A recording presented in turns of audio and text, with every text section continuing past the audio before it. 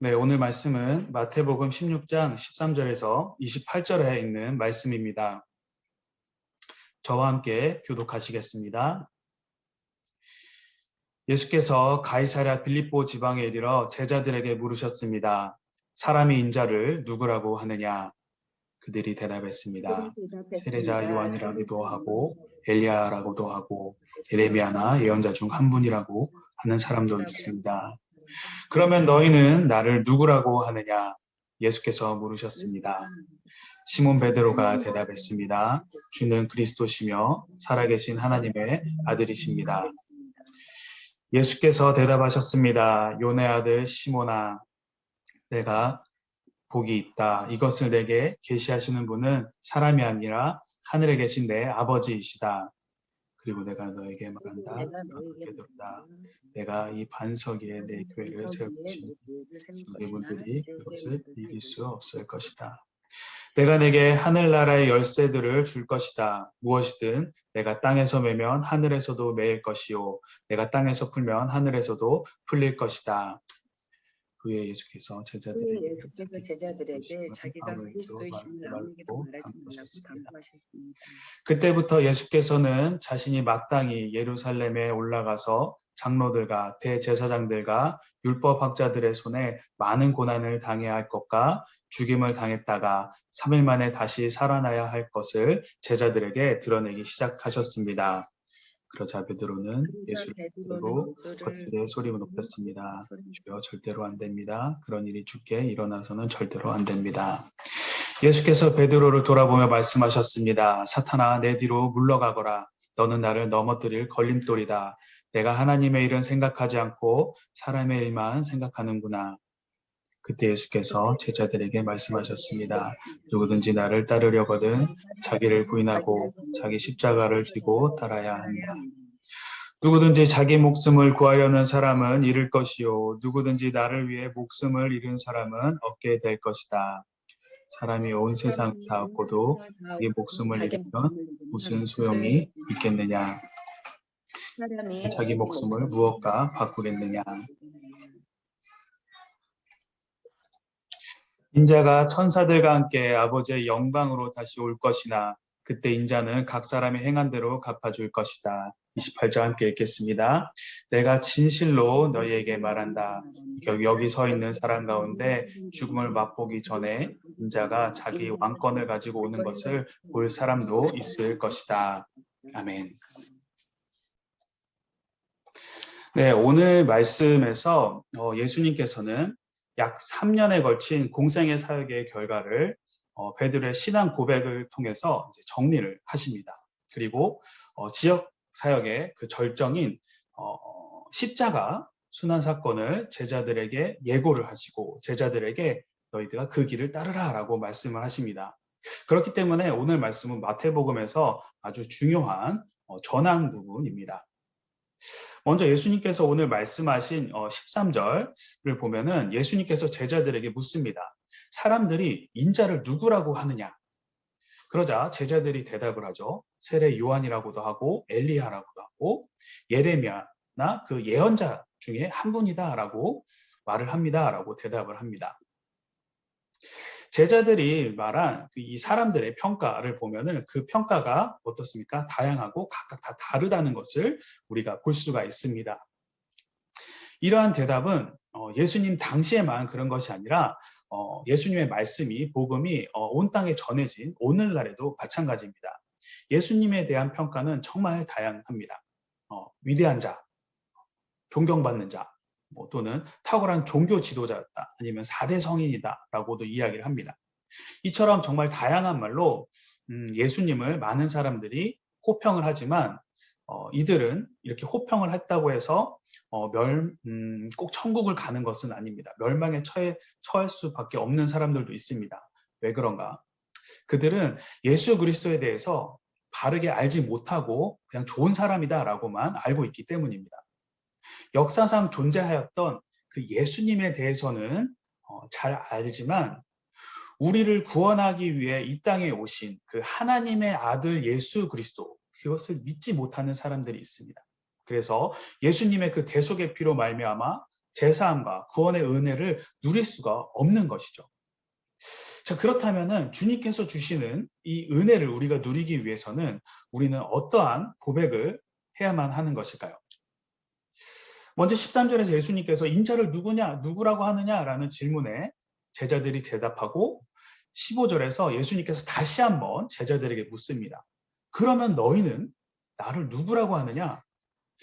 이 질문은 다른 사람이 아닌 그 제자들의 그 개인적인 생각과 신앙에 대해서 말해보라고 하는 것이죠.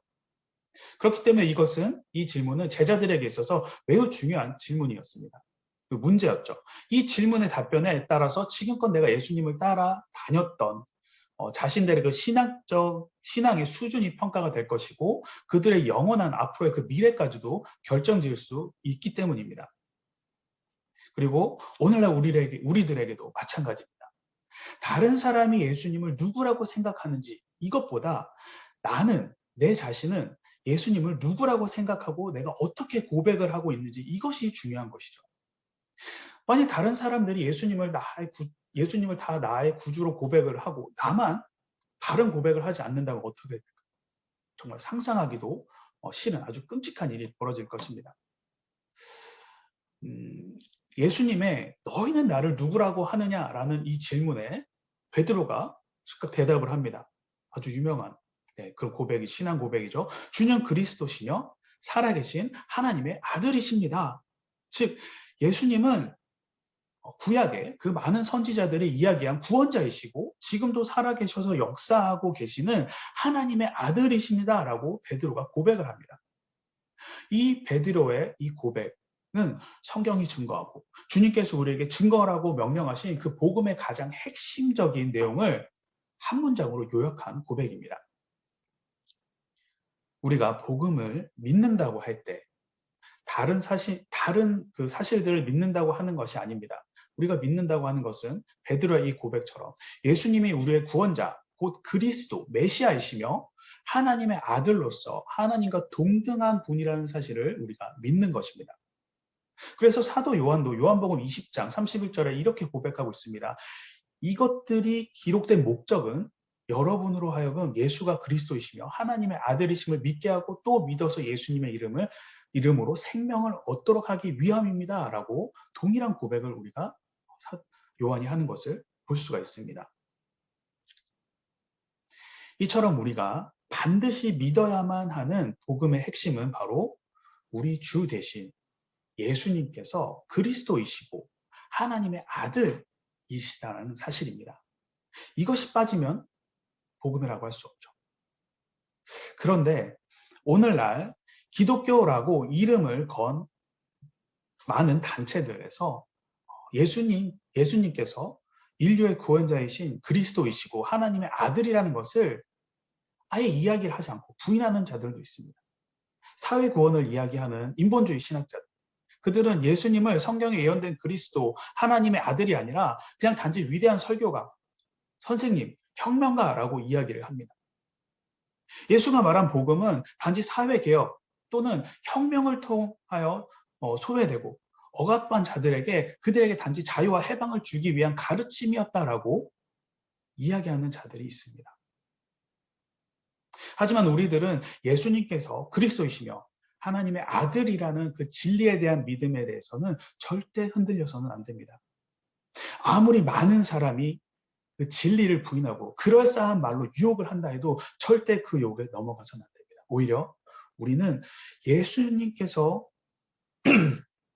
그리스도와 하나님의 아들이시다는 사실을 다른 많은 사람들에게 역으로 증거를 하고 확신시켜 줌으로써 그들로 하여금 구원에 이르도록 우리가 인도해야 할 것입니다. 주는 그리스도시요 살아계신 하나님의 아들이십니다 라고 고백한 그 베드로를 보시고 오늘 말씀에서 예수님께서는 그것을 너에게 계시하신 분은 하늘에 계신 아버지시다 라고 말씀하십니다. 그러면서 예수님께서는 18절과 19절을 통해서 그러한 고백을 한 베드로에게 말씀하십니다. 먼저 18절을 통해서 너는 베드로라 내가 이 반석 위에 내 교회를 세울 것이다. 지옥의 문들이 이것을 이길 수 없을 것이다. 즉 베드로의 그 바른 신앙 고백을 토대로 그 위에 주님의 교회를 세우시겠다라고 말씀을 하십니다. 여러분처럼 교회란 오직 진리를 진심으로 믿고 온전히 고백하는 자들의 모임, 공동체입니다. 비록 건물이 없을지라도 또 체계적인 조직이 갖춰져 있지 않을지라도 진심으로 진리를 믿고 고백하는 자들이 함께 모여 있다면 그것이 바로 교회입니다. 자, 그런데 이것을 반대로 생각해 보면 어떻게 되나요? 이러한 신앙 고백이 없는 그런 진리를 믿고 고백한다는 그 신앙 고백이 없는 그 단체, 공동체는 어떠한 좋은 건물을 갖고 있다고 해도 수만 명이 모인다고 해도 그것은 절대 교회가 될 수 없다라는 결론에 이르게 됩니다. 작년부터 시작된 코로나로 인해서 많은 교회의 외적인 부분들이 이전과 달라졌습니다. 무너진 부분도 있고 형식도 체계도 시스템도 이전과 많이 달라졌습니다. 없어진 부분도 많죠. 하나님께서 우리에게 이런 시간을 허락하신 것은 주님께서 우리에게 외적인 것, 시스템적인 것, 보여지긴 것에 더 이상 눈을 너희가 돌리는 것이 아니라 우리 한 사람 한 사람의 진리된 신앙의 고백이 이루어질 수 있도록 회복의 시간을 갖게 하시기 위함이 아닌가라는 그런 생각이 들기도 합니다. 이런 바른 신앙 고백을 회복하는 것이야말로 지금 시대 우리에게 가장 필요한 부분이라고 생각이 되어집니다. 18절 그 후반부의 지옥의 문은 죄와 사망의 권세로서 그런 그 음부의 권세는 19절 하늘나라의 열쇠를 가지고 있는 교회를 당연히 이길 수가 없습니다. 없다라고 말씀하시죠. 그러면서 하늘나라의 열쇠를 소유하여 교회가 땅에 매이면 하늘에서 매인 것처럼 땅에서도 하는 사역이 천국과도 직결이 된다라고 이야기를 하십니다. 베드로의 신앙 고백을 들으시고 그 위에 교회를 세우시고 천국 열쇠, 하늘나라의 열쇠를 주시겠다고 말씀하신 예수님께서 20절을 통해서 자기가 그리스도이심을 말하지 말라라고 제자들에게 함구령을 내리십니다. 이렇게 제자들에게 함구령을 내리신 이후 그때부터 21절 처음이죠. 그때부터 예수님께서는 앞으로 예루살렘에서 고난을 받으시고 십자가에 죽으셨다가 3일 만에 부활하실 것임을 처음 제자들에게 명확하게 가르쳐 주십니다. 예수님께서는 이전에도 순환에 대해서 앞서 9장과 마태복음 9장과 10장에서 신랑이 빼앗길 날이 올 것이다. 자기 십자가를 지지 않고 나를 따르는 사람은 내게 합당하지 않다라고 예수님의 그 순환에 대해서 암시적으로 말씀을 하셨었습니다. 하지만 오늘 이 베드로의 신앙 고백 이후 예수님께서는 십자가 고난에 대해서 정확하게 말씀을 하십니다. 예수님께서는 이렇게 때를 기다려 십자가 사건을 예수님께서 예고하신 것은 그리스도에 대한 올바른 신앙과 이해를 한 자만이 진정으로 십자가 고난의 의미를 깨달을 수 있기 때문에 그때를 기다리셨던 것이죠. 예수께서 이 십자가 죽음을 말씀하시자 베드로의 반응이 어떻습니까? 주여 절대 안 됩니다. 라고 이야기를 합니다. 자신의 인간의 그 기대가 어긋남에 대한 실망과 함께 예수님께서 그런 죽음을 당하지 않기를 원하는 마음에서 자기의 의지를 강하게 담아서 베드로가 표현을 한 것 같습니다. 예수님을 하나님의 아들 메시아로 이해한 이 베드로였지만 이 메시아에 대한 이해가 완벽하지는 않았던 것 같습니다. 그러자 예수님께서 말씀하시죠. 사단아, 내 뒤로 물러가거라. 예수님께서 베드로를 향해서 이 사단이라는 그 극한의 용어를 사용하시면서 베드로를 책망하십니다. 그리고 이어서 말씀하시죠. 내가 하나님의 일을 생각하지 않고 사람의 일만 생각하는구나.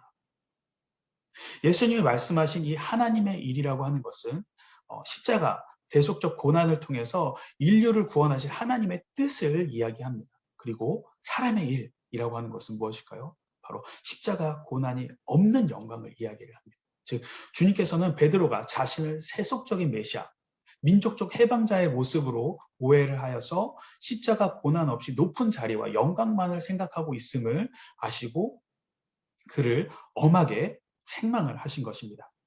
그리고 베드로에 대한 이러한 주님의 책망은 주님을 향한 나의 고백은 진정한 바른 고백이었는가를 다시 생각하게 해보는 오늘날 우리들을 향한 책망이기도 할 것입니다. 성경을 보면 어떻습니까? 예수님께서 사역하실 때 정말 많은 사람들이 예수님을 따르겠다라고 따라 나섭니다. 하지만 그들 가운데 진정으로 주님의 뜻을 알고 그분과 함께한 사람은 정말 극소수에 불과합니다. 대부분의 사람들은 예수님의 이적과 능력과 치유 그리고 세상적인 영광을 바라보고 예수님을 쫓는 자들이었기 때문에 십자가를 지고 가는 예수님을 볼 때는 모두 다 도망을 가죠. 그리고 이러한 사람들은 오늘날에도 우리 주변에서 볼 수가 있습니다. 자신의 이익을 위해서 하나님과의 관계 형성이 아닌 사람들과의 그 관계 형성을 위한 수단으로 교회에 나오시는 자들. 자신의 이익을 위한 방법 중 하나로 자신을 그리스도인이라고 이야기하는 사람들. 그러다가 자신의 계산에 계획에 맞지 않으면 금방 등을 돌려버리는 분들. 십자가 고난 사건을 말씀하신 예수님께 대답한 베드로에게 예수님께서 내가 하나님의 일을 생각하지 않고 사람의 일만 생각하는구나 라는 말씀을 통해서 지금 우리가 그리스도를 따르고 있는 동기와 목적이 무엇인지 우리는 진지하게 생각을 해 보아야 합니다. 내가 진정 하나님 나라와 의를 위해 주님의 영광을 위해 예수님을 따르는 자라고 하는 것이지 아니면 세속적인 유익을 위해서 그리스도를 따른다라고 하는 것인지. 베드로를 향한 예수님의 책망이 오늘 우리에게도 동일하게 하시는 말씀이라는 것을 우리는 알아야만 합니다. 그래서 우리 역시 베드로처럼 주님을 혹시 오해하고 있는지 아는지, 세상의 이익과 영광을 위해서 내가 주님을 따르겠다라고 한 것은 아닌지, 만약 그렇다면 그 모든 것을 이제 버리고 나의 잘못을 주님께 고백을 하고 오직 주님의 마음으로 새롭게 함으로 변화를 받아 온전한 믿음의 자세로 주님을 따르는 진정한 주님의 제자, 그리스도인이 되어야 할 것입니다. 베드로에게 사람의 일을 생각한다고 책망하신 예수님께서는 제자들에게 하나님의 일을 생각하는 사람의 모습, 예수님을 따르는 자는 뭐라고 하십니까? 자기를 부인하고 자기 십자가를 지고 따라야 한다라고 말씀하십니다. 여기에는 하나님의 일을 하는 자들이, 하나님의 일을 하는 자가 갖춰야 될 세 가지 요소 담겨져 있습니다. 첫 번째, 자기 부인입니다. 자기 부인으로 옛 자가 가지고 있던 혈과 육의 본성을 주님 앞에 다 내려놓는 것입니다. 그래서 나의 죄가 사함을 받아 주님과 화목이 일어나게 되는 것이죠. 두 번째, 자기 십자가를 지는 것. 그 자기 십자가를 짐으로써 예수님과 화합이 일어난 자로서 예수님의 사랑과 희생을 실천하는 것입니다. 그리고 마지막 세 번째, 그리스도를 따르는 것. 그리스도를 따름으로써 주님과 함께 동행하는 삶. 그리고 이것은 모든 그리스도인이 가야 할 방향을 제시해 주고 있습니다. 이 중에서 우리가 가장 힘들어하는 부분은 아마 첫 번째, 자기를 부인하는 것이 아닐까 생각이 듭니다. 그래서 예수님께서는 그 다음 말씀에서도 누구든지 자기 목숨을 구하는 사람은 잃을 것이요 나를 위해 목숨을 잃는 사람은 얻게 될 것이다 라고 반복해서 강조해서 자기 부인에 대해서 말씀하십니다. 진정한 예수님의 제자, 그리스도인이라면 먼저 자기를 부인하고 새로운 피조물로서 주님의 사랑과 희생을 실천하고 주님만을 돌보면서 동행하는 자입니다. 즉 예수님께서는 진정 영생을 얻기를 원한다면 바로 모든 생명의 창조주여 구원이신 주님을 위해 우리의 모든 것을 내어놓으라고 말씀을 하십니다. 우리가 집안에 작은 뜰을 갖기 위해서 주에 만약에 담벼락을 치우면은 우리는 그 담벼락 안에 있는 작은 뜰을 갖게 될 것입니다. 하지만 반대로 담장 그 밖에 큰 세상은 우리는 막혀서 잃어버리게 될 것입니다. 이와 마찬가지로 우리가 하루살이 같은 우리 목숨을 지키기 위해 우리 주위에 담장을 쳐버린다면, 벽을 쳐버리면은 주님께서 준비하고 계신 영원한 생명은 우리는 가로막혀서 보지 못하고 잃어버리게 될 것입니다. 그러므로 진정 주님의 생명을 얻어 그 무한한 영광을 누리기를 원한다면 먼저 우리 주위에 쳐놓은 이 담장, 이 벽을 허물어야만 합니다. 벗어버려야 됩니다. 내려놓아야 됩니다. 그리고 내가 저한 그 작은 뜰, 작은 세상을 주님 앞에 내려놓기 바랍니다. 그렇게 하면 주님께서는 자신의 모든 것을 주님의 자녀된 우리에게 맡겨주실 것입니다. 영생과 영광으로 우리에게 은혜와 축복을 부어주실 것입니다. 오늘 말씀에서 우리는 베드로의 신앙 고백과 함께 하나님의 일을 생각하는 주님을 따르는 자의 모습을 오늘 말씀을 통해서 살펴보았습니다. 베드로는 고백할 때 복음의 핵심인 주님은 그리스도이시며 살아계신 하나님의 아들이심을 고백을 합니다. 하지만 어떻습니까? 베드로의 그의 안에는 여전히 세상적인 욕심과 자기의 의를 위한 부분들이 그 안에 있었습니다. 이런 베드로의 모습을 보시고 오늘 예수님께서는 하나님의 일을 생각하지 않고 사람의 일을 생각한다라고 책망을 하십니다. 그러면서 하나님의 일을 하는 자의 모습의 표본이라고 할 수 있는 예수님을 따르는 자의 모습, 나를 따르려거든 자기를 부인하고 자기 십자가를 지고 따라야 한다라고 주님의 제자된 자가 버려야 할 것과 제사함 이후 실천해야 할 것, 그리고 그 방향에 대해서 오늘 우리에게 말씀해 주셨습니다. 사랑하는 성도 여러분, 진정한 그리스도인 예수님의 제자가 되기를 원한다면 오늘 말씀을 자신에게 비춰보시기 바랍니다. 나는 베드로처럼 주님을 나의 구주로 고백을 하였는지, 그런 고백을 하였다면 혹여나 나의 속에 혈과 육의 본성으로 남아있는 것이 있지는 않은가, 남아있다라면 그것을 가려내고 버리시기 바랍니다. 그리고 예수님과 화목이라는 자로서 주님을 사랑하고 주님의 사랑을 실천하고 삶의 방향이 혹시 가족이나 물질이나 다른 세상적인 것에 있는 방향이 있다라면 그 방향을 주님 앞으로 수정하시기 바랍니다. 참된 그리스도인은 예수님이 어떤 분이신지 바르게 알고 고백하는 것이 중요합니다. 하지만 거기서 고백에서 멈춰서는 안 됩니다. 마땅히 주님이 가신 십자가의 길을 따라가야만 합니다.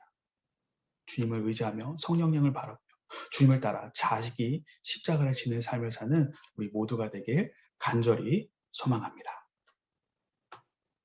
네, 지금 이 시간 우리 함께 말씀을 가지고 기도하도록 하겠습니다.